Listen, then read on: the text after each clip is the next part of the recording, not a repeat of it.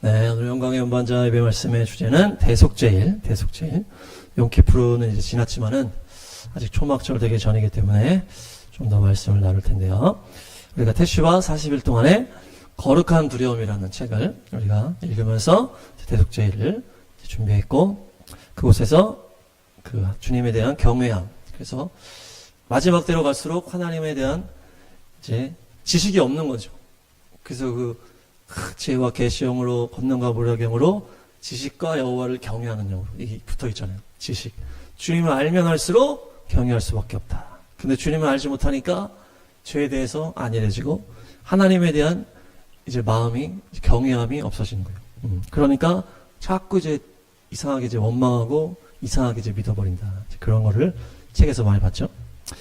그래서 묵시가 없으면 백성이 방자에 행한다. 잠언 29장 18절에 제가 그냥 읽겠습니다. 묵시가 없으면 백성이 방자에 행한다. 그렇죠? 그러나 율법을 지키는 자는 복이 있느니라. 네, 그래서 묵시는 하존인데, 사람이다. 하존은 환상 이상, 묵시, 비전. 그래서 기도 가운데 주님이 보여주시는 이런 환상이라든지 밤에 보는 이제 꿈이라든지 환상이라든지, 또한 하나님의 신적인 예언이나 신적인 이제 신탁의 말씀이다. 그래서 그렇게 하나님께서 응답을 해주신다는 거죠. 그리고 방자에 행한다라는 거는 이제 팔아. 그래서 풀어놓다. 그리고 내버려 두는 거예요. 그래서 로마서에 사람들이 하나님을 인정하기를 싫어함으로 하나님께서 타락한 마음 자리에 그냥 내버려 두다. 네. 그래서 해서는 안 될 일을 하도록 내버려 두신다. 이제 그렇잖아요. 그런 것처럼 이 죄악에 그냥 있도록 그냥 내버려 두는 거예요. 묵시, 하나님에게서 응답이 없으니까 백성들이 그냥 마음대로 산다. 네. 왜 응답이 없을까? 찾는 자가 없기 때문이겠죠. 네. 그리고 믿음으로 주님께 붙잡는 사람이 없고 기도하는 사람이 없는 거예요. 밤에 기도하는 사람이 없고 새벽에 기도하는 사람이 없고 그렇게 기도의 재단을 쌓는 사람이 없으니까 묵시가 없는 거예요. 네. 주님이 일부러 닫아버리는 게 아니고 죄악 가운데 이 백성들이 무뎌지니까 기도하지 않게 된다. 이 악순환이죠. 악순환. 기도했는데 응답이 없네. 기도 안 해. 계속 악순환. 사무엘상 3장 이것도 제가 읽겠습니다. 어린 사무엘이 엘리 곁에서 그렇게 섬길 때, 그때 하나님이 말씀을 해주시는 일이 드물었다. 이렇게 했어요. 드물었다. 말씀 안 해주신다는 잘. 환상도 자주 나타나지 않았다. 점점점 이제 없어진다는 거죠. 이게 이제 마지막 때라 그랬잖아요. 이 사무엘이 왕정을 준비하는 인물이고, 엘리는 이제 타락하는 이제 기존 제사장이었기 때문에 타락하는 이 교회 이 마지막 때 이 사무엘처럼 우리가 주의 음성을 들어야 되겠다. 주의 음성을 들으시길 축복합니다. 네, 그래서 엘리는 또 눈이 어두워져서 잘 보지 못했다. 이렇게 하잖아요. 이 엘리는 이제 기존 교회 점점 타락해져가는 그 교회들 말하는 거예요. 그래서 그 교회들 점점 눈이 어두워지니까 기도가 약해지고 하나님의 응답이 없으니까 자꾸 인본주의로 공산주의로 가는 거예요. 그러다가 결국에는 배도의 길까지 가는 것이 이 마지막 때의 이제 흐름이다. 그래서 엘리가 또 어땠습니까? 몸이 막 살쪘잖아요. 그래가지고 잘 안 움직여. 기도를 이제 안 하는 거죠. 편안한 것만 하려고 하고 아들이 개판 쳤는데도 제대로 혼내지도 못하고 말도 잘 못하는 거예요. 이 능력이 없는 거죠. 그러니까 아들도 말을 안 듣는 거예요. 엘리가 이제 비대해지고 눈이 어두워지고 마지막 때 교회를 말하는 거예요. 몸이 커졌으나 이게 안 하는 거예요. 이제 편안한 것만 하려고 그러는 거예요. 그리고 눈이 어두워져. 그러니까 주님에 대한 영적 눈이 없으니까 기도도 안 하고 응답도 없고, 그러니까 자녀 세대는 완전히 타락해져 버리잖아요. 이 아들들이 완전히 그 안에서 음란을 행하면서. 그것이 이제 마지막 때인데 우리는 사무엘의 라인에 타시기 바랍니다. 그래서 엘리 자녀들 라인을 타면 안 돼. 그래서 구별돼서 주의 음성이 계속 들려줘야 되고 주님의 묵시가 계속 있어야 되는 거예요. 계속 주님께 부르짖어 기도하는 이 기도의 셈이 계속 있어야 된다. 그래서 그렇게 하나님을 알면 할수록 자연스럽게 주님을 경외하게 되는 거예요. 주님의 말씀에 순종할 수밖에 없게 되는 거예요. 주님께 찾고 주님의 응답을 듣고 하면은 부인할 수 없기 때문에. 그래서 이제 하루 남았는데요. 조명철 전까지 더 깨끗하게 되시길 바랍니다. 그래서 대속제일을 보니까 나팔절 이후에 이 10일이잖아요, 10일. 우리가 나팔 불 때 예수와 재림하십니다 이렇게 하는데 이 10일의 기간이 있단 말이에요. 그래서 이제 이 유월절, 무교절, 초실절이 다 날짜 맞춰가지고 이제 성취가 됐단 말이에요.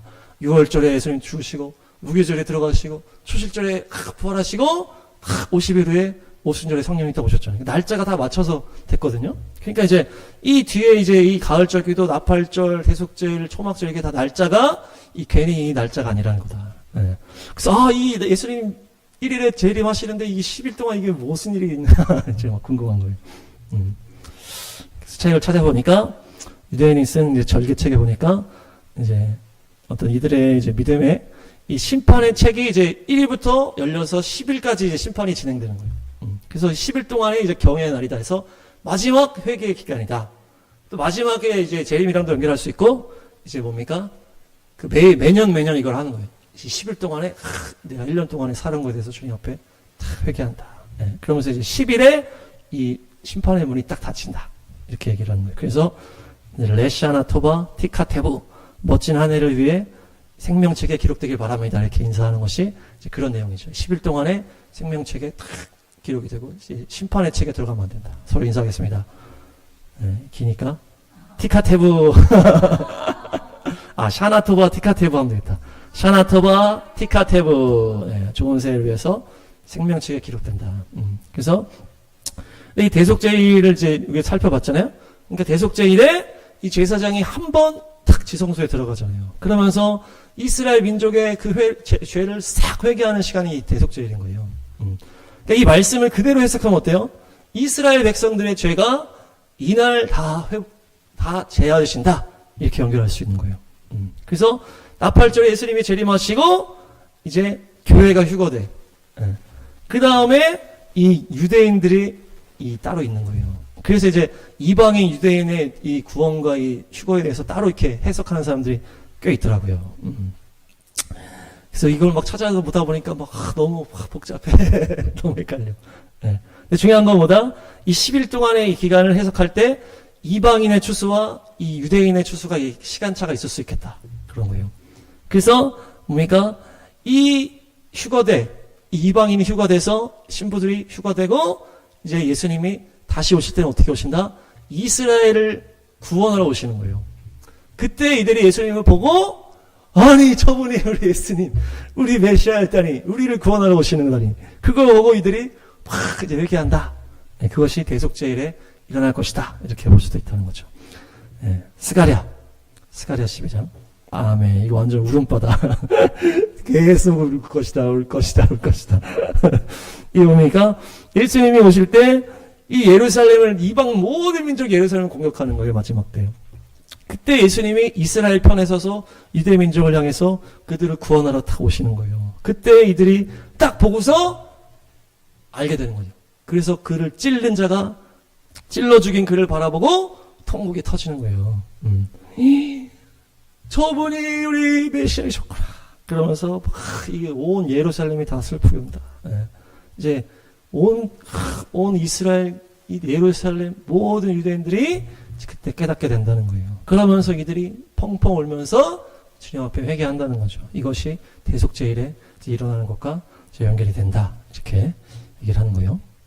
그래서 순결한 이방인 신부들 먼저 휴거가 되고 이제 이후에 예수님이 다시 공중에서 내려오실 때 이스라엘을 위해서 오시는 거예요. 그때 이들이 눈이 열려지면서 통곡을 한다. 그러면서 이제 하루 만에 다 회개한다. 이걸 이제 이사야 66장이라고 연결하시더라고.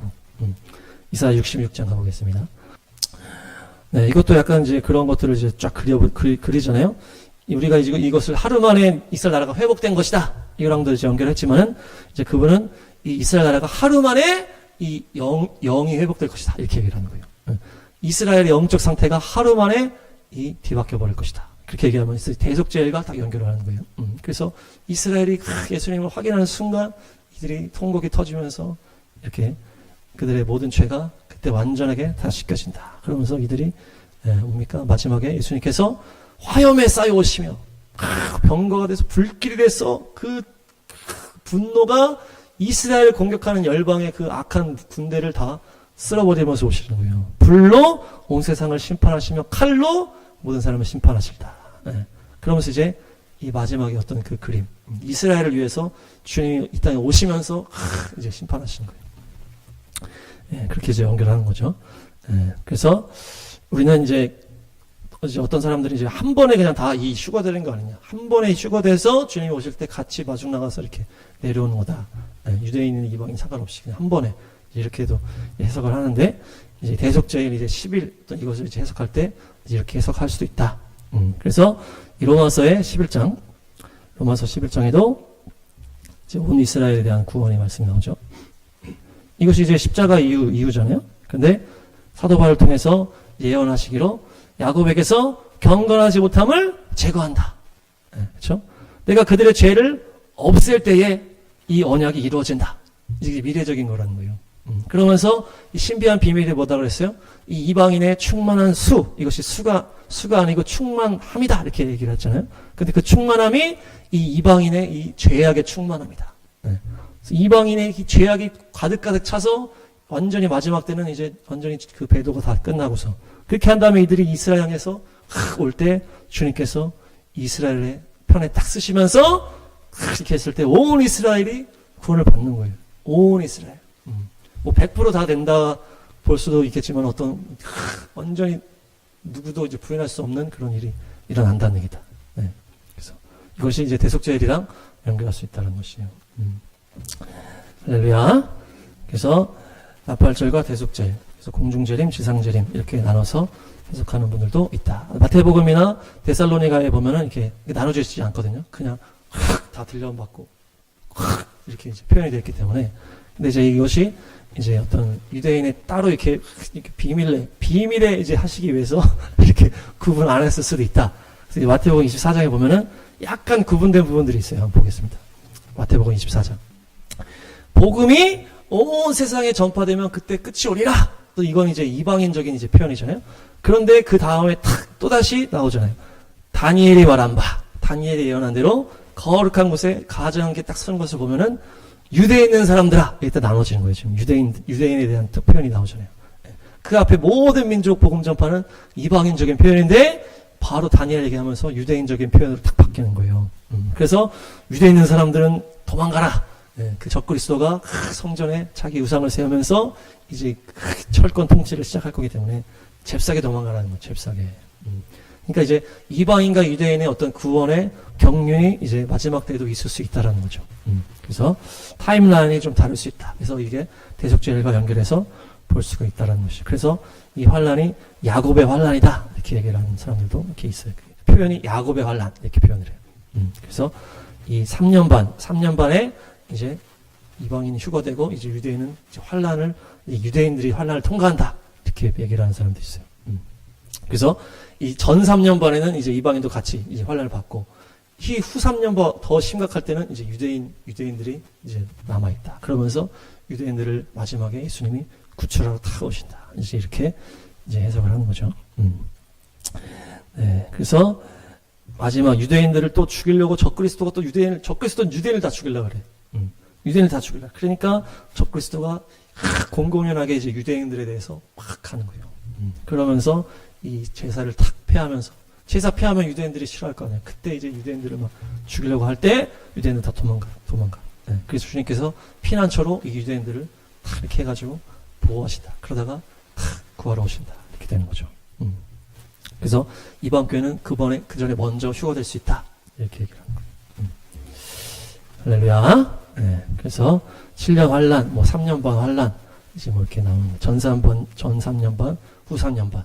그래서 뭐 전 3년 반은 나팔이고, 후 3년 반은 대접이고, 아니면 뭐 전 3년 반은 나팔에다가 5번째 나팔에 막 이 무적행이 열린다. 이제 그런 게 있거든요. 그때 이제 적그리스도가 나오는 거 아니야. 이제 이렇게 해서 여러 가지 많기 때문에, 예, 다 주님께 맡기고. 예, 그래서 다니엘 말씀 보니까 다니엘 12장 1절에서 1절, 6절, 7절. 다음에 여기 이제 야곱의 환란에 대한 다니엘의 이제 예언이 나오는 거예요. 이 미카엘은 이 특별히 이스라엘을 이제 관장하는 이제 천사라고 그랬잖아요. 그래서 우리가 이스라엘 사역하려면은 미카엘이랑 같이 사역을 해라. 이제 그랬잖아요. 다니엘에서 그때 보면서. 그래서 미카엘이 무슨 뜻입니까? 누가 주님과 같으리 이제 이런 거 했잖아요. 미카. 예. 누가 우리 주님과 같습니까? 자, 따라합니다. 누가 우리 주님과 같습니까? 주님 같은 분은 없네. 예, 이게 이제 미카엘이라고 했잖아요. 그래서 바사군주, 그 이란의 이제 영적 그놈들이 이스라엘 사역하려고 할 때 막 방해를 할 때 이 미카엘이 도와준다고 그랬잖아요. 그래서 이 미카엘이 지금 너의 백성을 지키는, 이 미카엘은 이스라엘 민족을 특별히 호위하는 이 천사장이라는 거예요. 그러면서 나라 생긴 뒤로 이 엄청난 어려운 때가 올 것인데 너의 백성은 피하게 될 것이다. 책에 기록된 너의 백성, 구원받을 유대인 백성들. 예, 그러면서 얼마나 더 오래 있어야 됩니까? 그러니까 한때 두때 반때 이 3년 반을 딱 얘기하면서 거룩한 백성이 받는 핍박 이렇게 얘기하잖아요. 그래서 이 마지막 환란을 유대인과 연결한다는 거예요. 그래서 야곱의 환란이다 이렇게 얘기를 하는 거예요. 거룩한 백성이 받는 핍박이 끝날 때 이 모든 일이 다 이루어질 것이다. 예, 그러면서 이제 그렇게 얘기하면서 뒤에 또 나오죠. 12장 11, 12 여기 보니까 이제 1260일이 3년 반이에요. 저는 처음에 90일이 3년 반인 줄 알고 막 계산했는데 이게 막 계산이 안 맞아. 이게 뭐지? 막 1260일이 3년 반이고 30일이 플러스 되고 여기는 또 45일이 또 플러스가 되는 거예요. 30일 플러스 45일 플러스 이렇게 되거든요. 그래서 이것은 이제 어느 책에 보니까 이제 성전을 깨끗하게 하는 이제 시간이다 이렇게 또 얘기를 하더라고. 네. 그 이들이 이 제사를 폐하고 막 적그리스도가 막 이렇게 하고 막 그러면서 이 한때 두때 반때 3년 반의 그 어둠의 시간이 지난 다음에 이제 이들이 이거를 쫙 성전을 막 깨끗하게 하는 시간이라는 거예요. 그래서 이제 기다리면서 참는 사람은 복이 있을 것이다. 네. 그래서 어떤 그 뒤에 텀이 좀 있다는 얘기죠. 그 다음에 주님이 이제 구하러 오신다. 그렇게 해서 성전 정화 시간이 이제 추가되어 있다. 이렇게 볼 수도 있다. 그래서 또 다른 해석은, 오늘 좀 성경 공부 같은데, 대속죄일을 천년왕국 이후에 이제 백보자 심판이랑 연결을 해서 해석을 하는 거예요.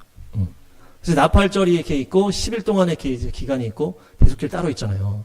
그러니까 천년왕국 이후에 또 백보자 심판이 있잖아요. 계시록 뒤에 보니까.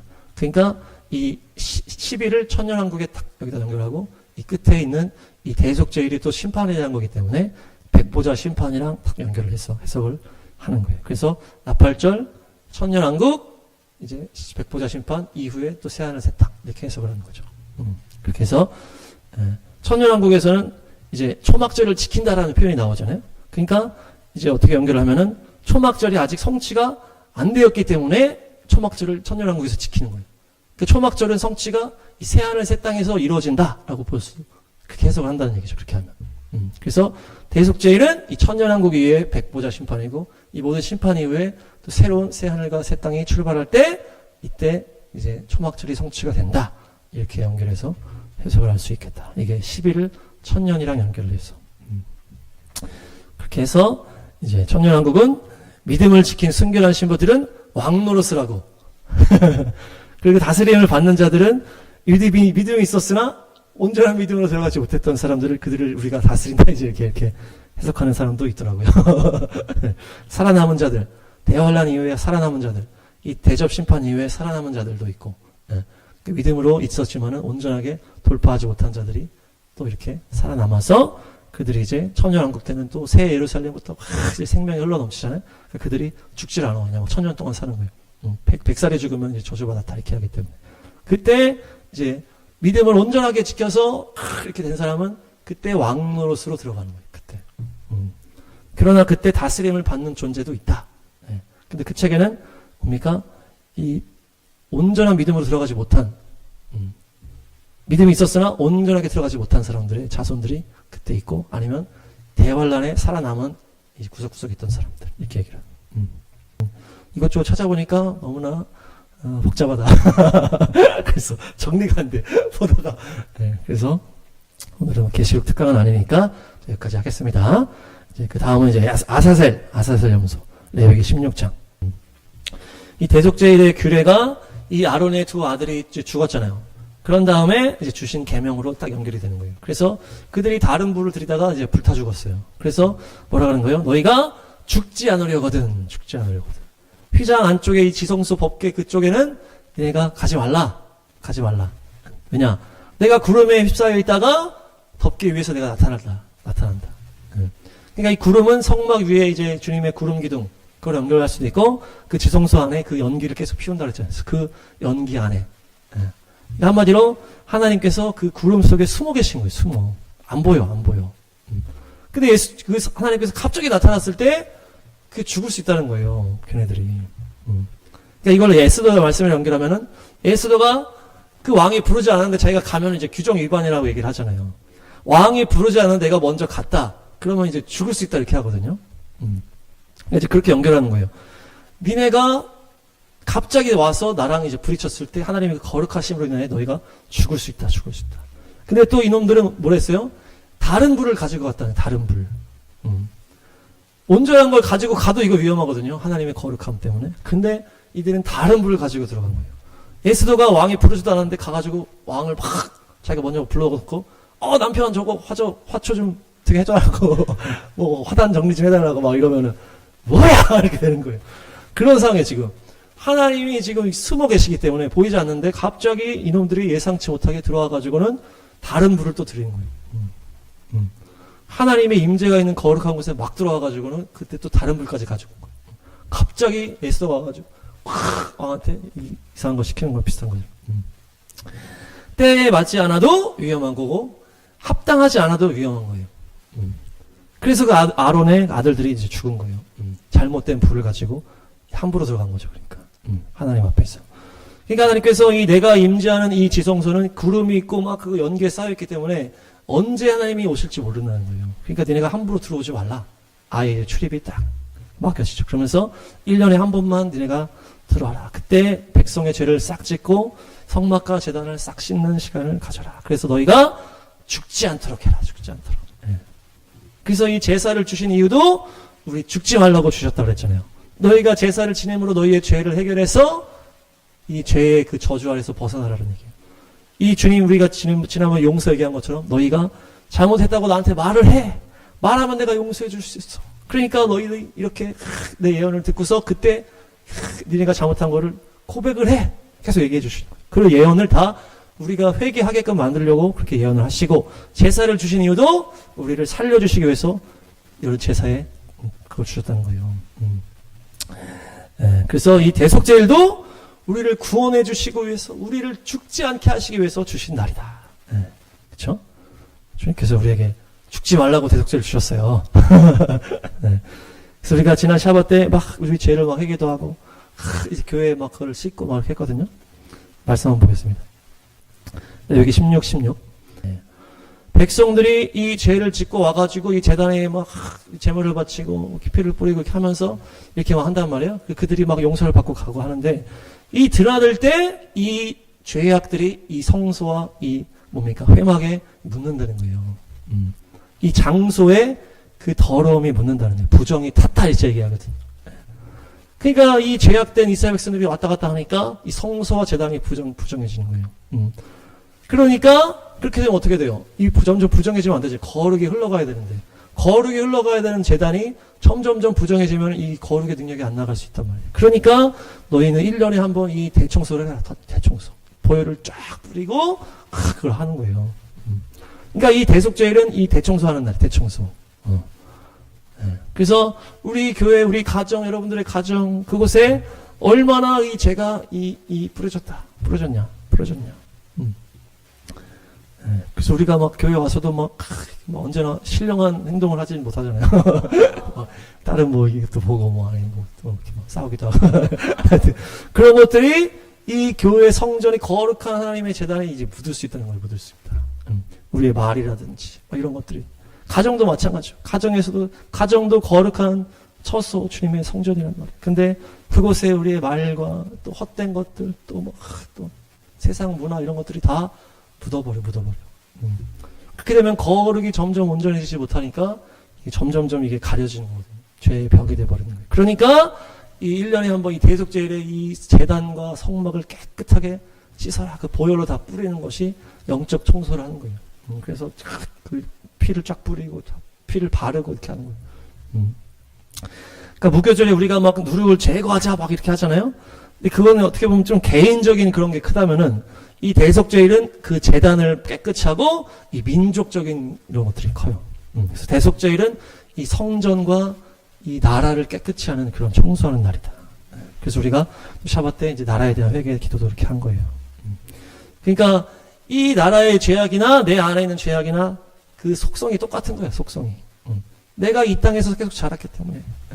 우리는 주의 은혜를 받아서 이렇게 거룩하게 가고 있지만은 우리도 똑같은 죄인이었잖아요. 이 나라가 문제 있는 거랑 내가 있던 죄가 똑같은 속성이라는 거예요. 이 나라의 죄는 이게 덩치가 크니까 이게 드러나잖아요, 다. 근데 나는 뭐 나 혼자니까 이게 죄가 드러나봐야 뭐 서로 이거 몇 명밖에 모르는. 근데 이 속성은 똑같다는 속성은. 그러니까 이 나라의 죄악이나 이 북한 거기에 우상이나 또 한국교회 이 타락이나 이런 게 다 내 안에 있는 거랑 다 연결이 되어 있는 거예요. 크기만 좀 다를 뿐. 크기만 좀 다를 뿐. 그러니까 우리가 나 몰라라 이렇게 할 수 없다는 얘기예요. 나랑 상관없는 것도 아닌 거예요. 우리도 철없을 때 그렇게 한 것들이 다 우리와 연결되어 있는 거잖아요. 지금도 우리 안에 있을 수 있다. 그 우상 숭배라든지 교만이라든지 어떤 세상 사랑이라든지 그런 것들이 다 이 세상의 교회의 죄악과 연결이 된다. 그래서 우리가 이 대속죄에 그렇게 회개를 하고 하는 것이요. 이따가도 더 하시길 바랍니다. 회개를 할수록 좋은 거예요. 그래서 우리 안에 주여 죄악을 그 한국교회 이제 그 죄악이 이단이 보면 알 수 있다고 했잖아요. 이단이 왜 나오는지를 보면은 한국교회 그 문제점이 같이 나오는 거예요. 자꾸 이제 믿음 생활하면서 마음대로 살고 싶으니까 구원파가 나오는 거라고 했잖아요. 자꾸 자기를 높이고 싶으니까 이 이단 교주들이 나오는 거라고 했잖아요. 그 교회 안에 있는 누룩이 이단으로 나오는 거예요. 다 연결이 되어 있다는 얘기예요. 그래서 우리가 더 깊이 나라를 바라보면서 저게 내 죄구나. 저 사람들이 사람이랑 타협하고 세상 사랑하고 돈 사랑하고 하는 게 결국 다 내 안에 있는 거구나. 그거 보면서 우리가 해결하는 것이요. 이 죄를 해결할 방법이 없지만은 그 죄를 해결할 방법이 바로 아사셀 염소다. 아사셀 염소. 16장 8, 90. 이 아사셀 염소 두 마리인데 거의 똑같은 염소를 한다 그래요. 뭐 쌍둥이처럼 할 수는 없겠지만은 이 크기나 색깔이나 이런 것들을 똑같이 해가지고 헷갈려. 이 비슷하기 때문에. 그래서 누가 아사셀이고 누가 이제 죽일 염소인지 이제 헷갈릴 정도로. 그래서 제비 뽑은 다음에 하나한테 이제 뭐 이 뿔에 이렇게 뭘 달아가지고 이렇게 한다. 그러니까 결국 뭡니까? 이것은 한 사람을 말한다는 거예요. 이 두 마리지만 결국 하나를 말하는 거예요. 하나. 똑같은 두 개를 하는 겁니다. 그래서 이 한 사람이 예수님이죠. 이 죄를 전가해서 마귀한테 보내는 것도 또 이거를 죽이는 것도 다 같은 한 명을 말한다. 그것이 바로 예수님과 연결이 되는 거예요. 아사셀이 되신 거죠. 아사셀 염소가 되신 거예요. 그래서 예수님이 죄가 되셨다 이렇게 하잖아요. 십자가에 죄가 되셔서 죽으셨다. 죄가 되신 거예요. 그래서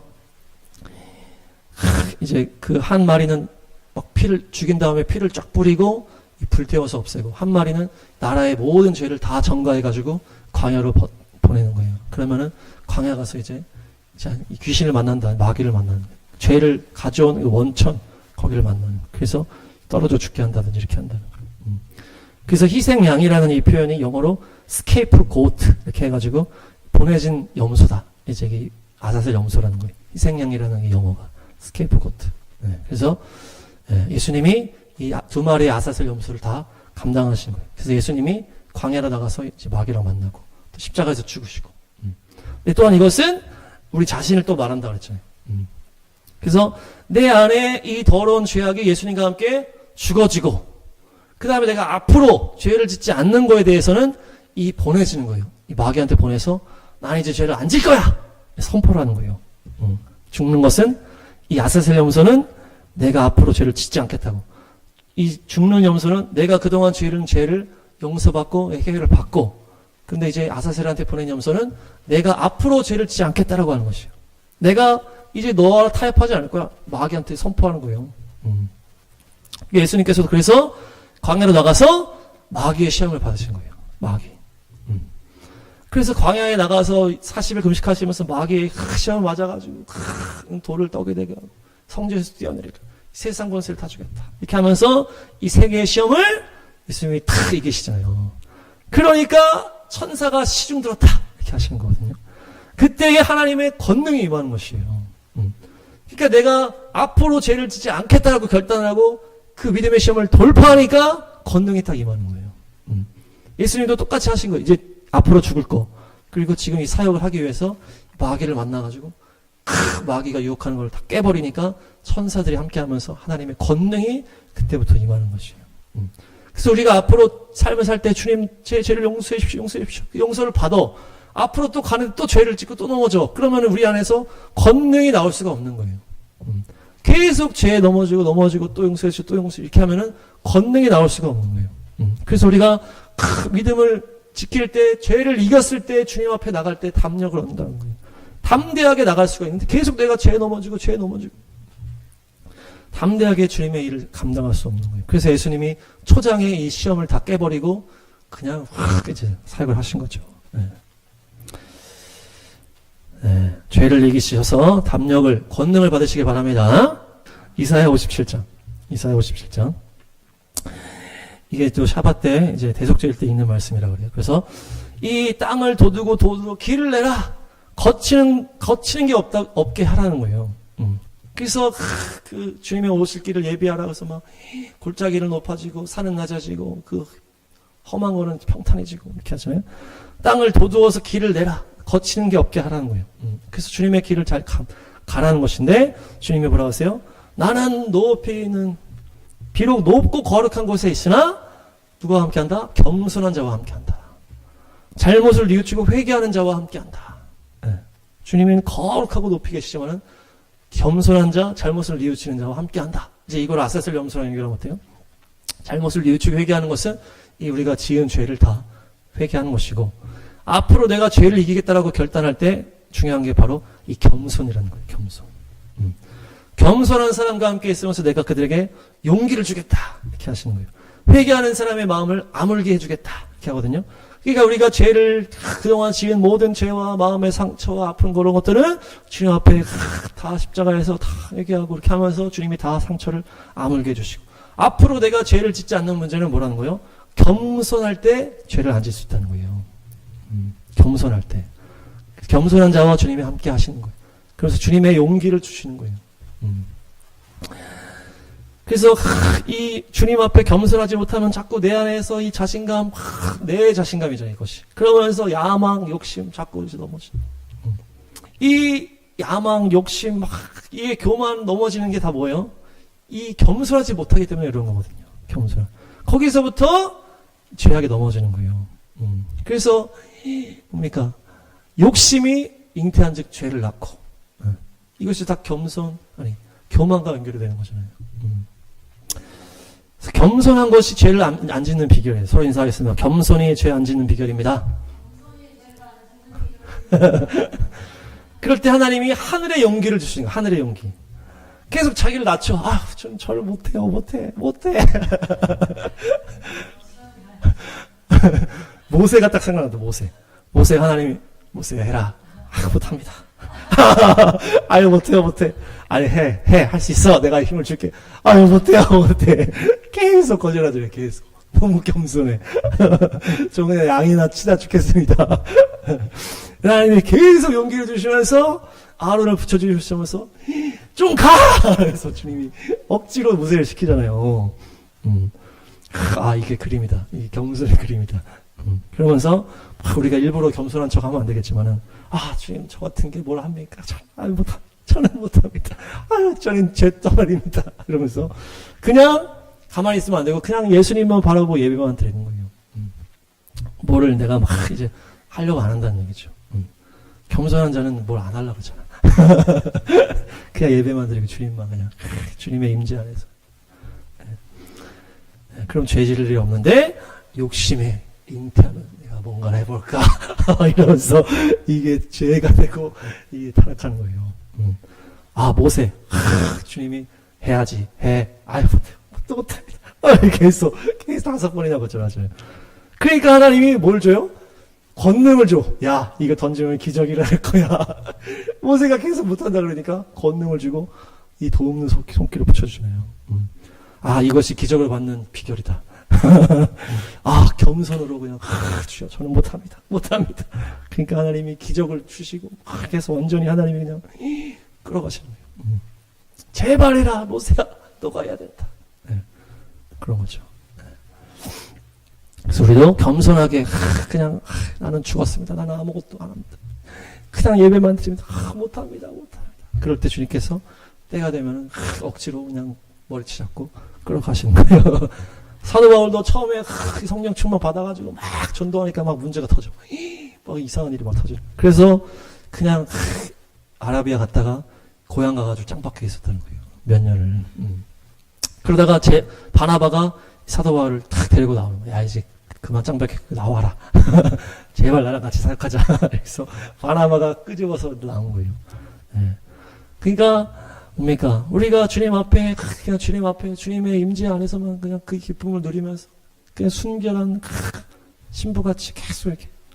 그러니까 하나님이 세상에 깨끗한 사람이 없다. 너가 이거는 좀 해야 된다. 너가 해야 된다. 아, 저 못해요. 해야 된다.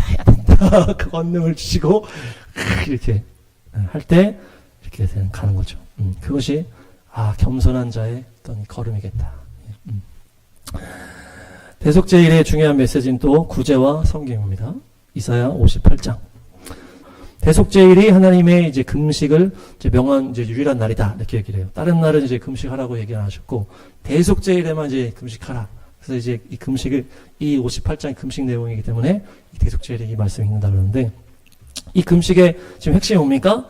누군가에게 뭘 해주는 거예요. 뭐를 나누어 주는 것, 먹거리 나누어 주는 것, 그들의 멍에를 꺾어 버리는 것, 끌어 주는 것, 앞지른 사람을 놓아 주는 것, 누군가에게 해주는 거니까 이것이. 힘든 사람, 연약한 사람, 죄악 가운데 사람, 고통 가운데 사람을 뭐를 해주라는 거예요. 그것이 이제 금식의 포인트라는 거예요. 그렇게 해서 누군가를 섬기고 사랑으로 중보하고 또 우리가 막 이렇게 해서 그들을 회복시켜주는 것이 이 금식의 포인트다. 그렇게 하면은 어떻게 된다? 너의 빛이 새벽 햇살처럼 비친다. 우리가 아침에 우리가 태양의 영광 이렇게 얘기했잖아요. 별의 영광, 달의 영광, 태양의 영광은 나타나면 그냥 다 어둠이 떠나간다 그러죠. 그렇게 하니까 새벽 햇살처럼 우리의 영적 빛이 난다는 얘기예요. 얼굴에 그냥 찬란해진다는 얘기예요. 그러면서 그 영적 권능이 이 육체를 지배하니까 상처가 빨리 나와버려.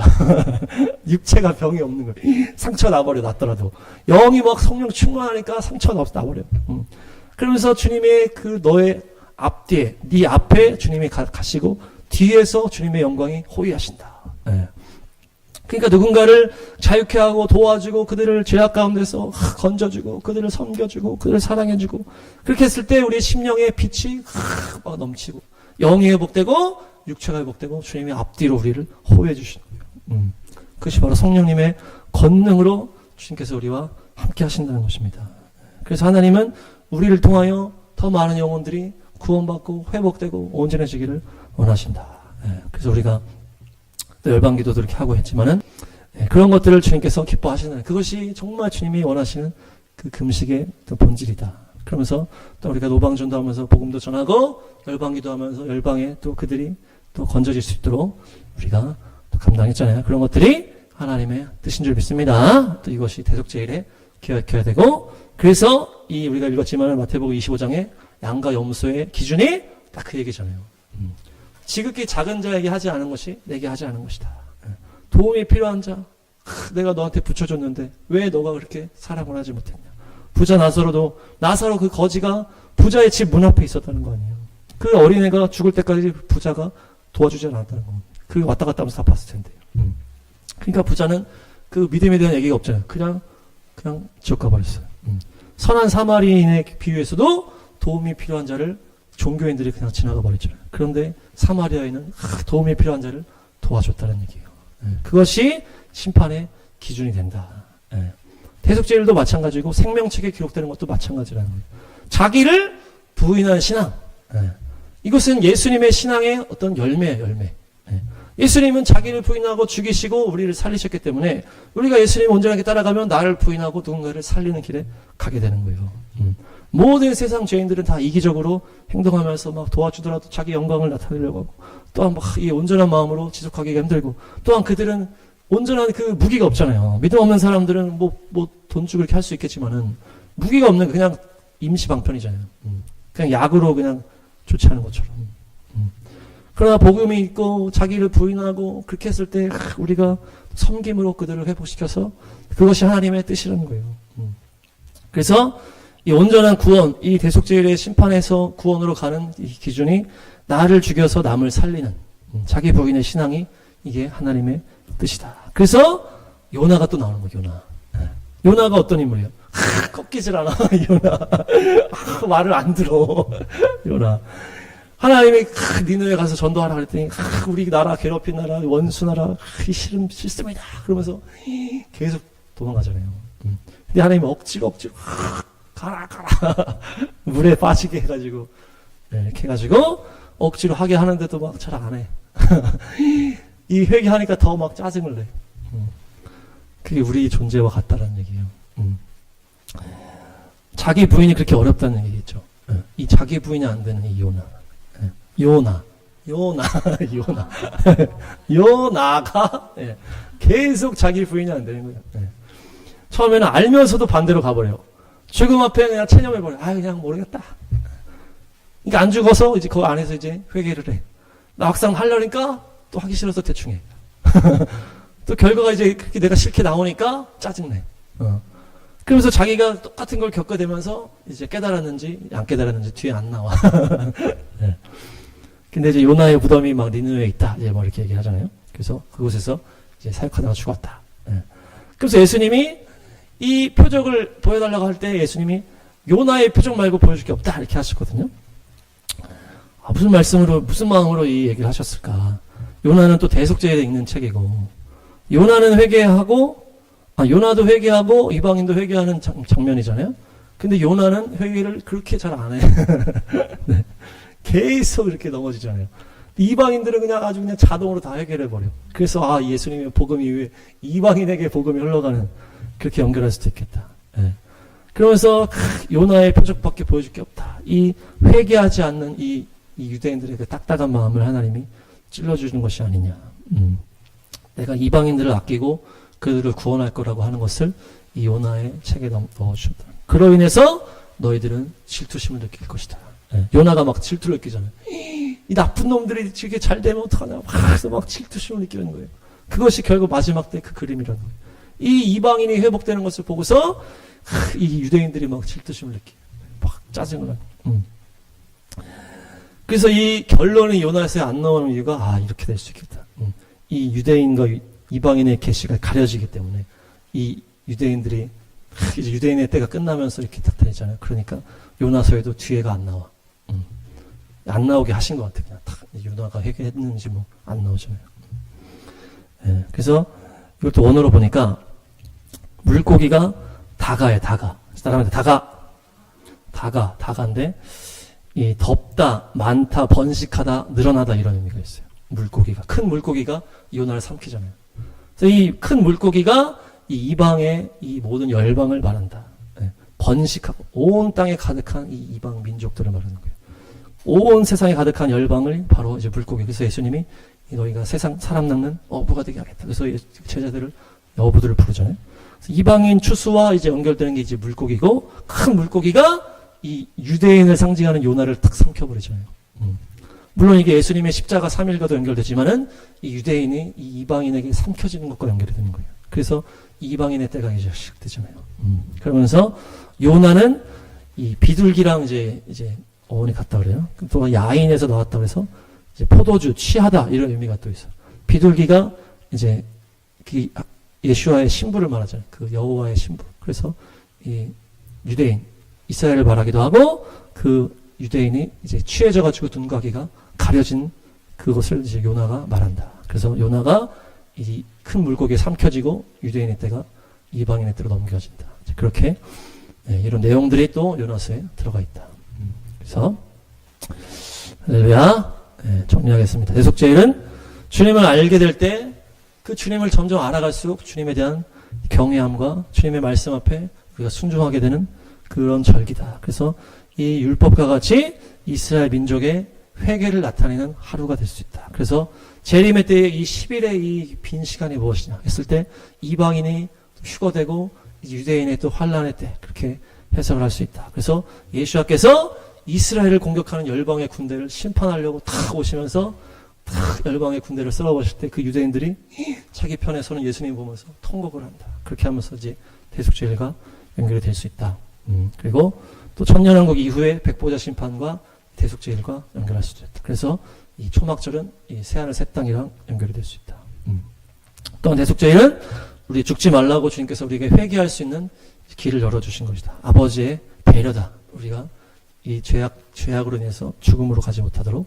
그래서 우리가 1년에 한 번 내 심령뿐만 아니고 이 교회와 가정과 이 나라를 위해서 이 영의 대청소를 하는 것이다. 그래서 보혈을 뿌리고 내가 회개하면서 이런 것이 또 내 안의 죄악이 다 나라의 죄악과 연결되어 있다. 아사셀 염소는 같은 모양의 두 마리. 그래서 이 아사셀 한 마리는 죽고 한 마리는 이 광야에 보내진다. 이것이 바로 예수님을 말하는 것이고, 우리도 내 죄는, 내 자아는, 죄된 자아는 죽이고 앞으로 내가 죄와 싸워서 이기겠다라고 하는 것으로 연결이 된다. 그래서 앞으로 내가 죄를 이길 비결은 겸손이다. 겸손. 모세와 같이 정말 바닥까지 겸손해졌을 때 주님이 그냥 강권적으로 그냥 머리채 갖고 끌고 왔을 그런 겸손함이 우리가 준비됐을 때 죄악에 넘어지지 않을 수 있다. 대속죄의 핵심 메시지는 또 구제와 섬김과 사랑의 실천이다. 주님께서 너 자신을 부인하고 나를 위해 살지 말고 남을 구원하는 길에 너희가 헌신하고 그들을 위해서 금식하고 기도하는 것이 하나님의 뜻이다. 그래서 요나에서는 그렇게 순종하지 못하는 또 우리의 자신을 보게 되고, 또한 이 요나와 또 큰 물고기, 그래서 유대인과 이방인의 그런 비밀들이 들어가 있다. 그래서 요나를 보면서 나는 주님 앞에 더 온전하게 순종해야 되겠다. 겸손함으로 나가시기를 축복합니다. 네.